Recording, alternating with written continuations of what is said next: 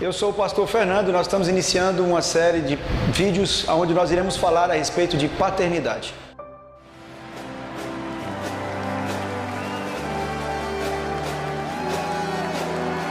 Espero que essa palavra venha falar muito ao seu coração e abençoar a sua vida de uma maneira extraordinária. A criação aguarda ansiosamente pelo manifestar dos filhos de Deus.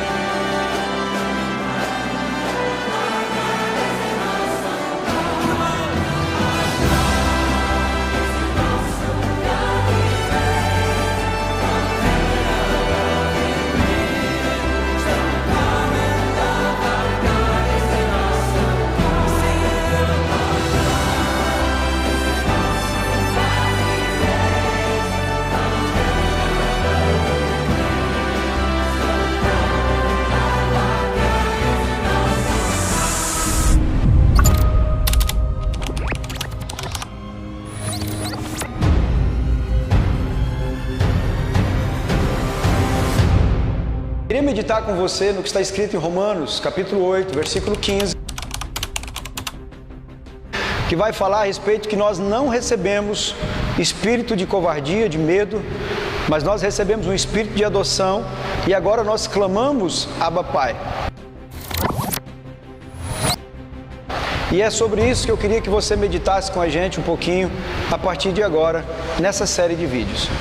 Queria dizer para você que muitas vezes quando nós vamos ler esse texto, quando nós vamos analisar esse texto, nós muitas vezes ficamos até tristes pensando a respeito de adoção, porque na nossa cultura e na nossa realidade, quando nós falamos de adoção, significa que em algum momento você foi rejeitado por alguém.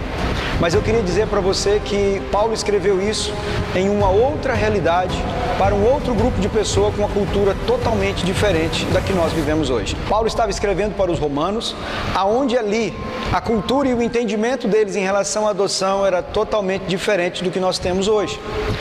Ali naquela ocasião, um filho legítimo ele poderia ser abandonado pelo pai. Já um filho que foi escolhido ser adotado por um pai, jamais poderia ser abandonado por esse pai que o escolheu um dia.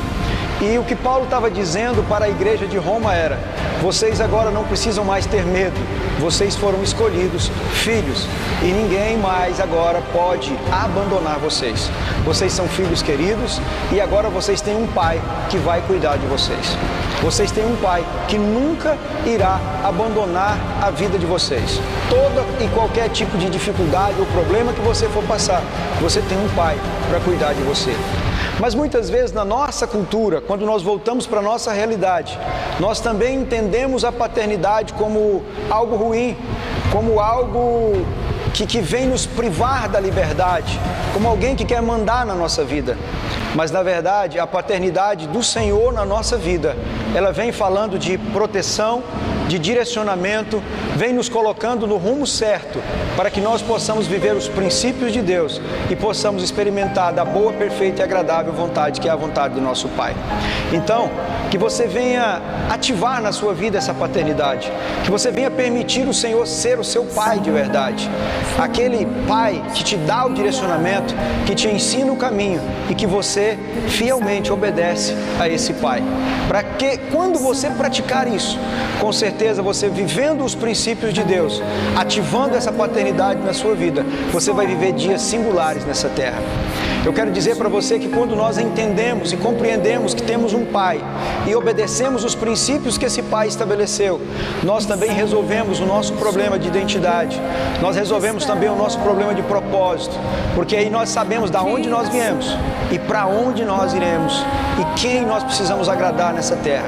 Não é a minha carne, não é a minha vontade, pois o próprio texto de Romanos capítulo 8, versículo 15, que o versículo 15 também faz parte, vai dizer que aquele que vive do Espírito, ele vive para Deus, mas aquele que vive para a carne, ele vive e procura morte para si.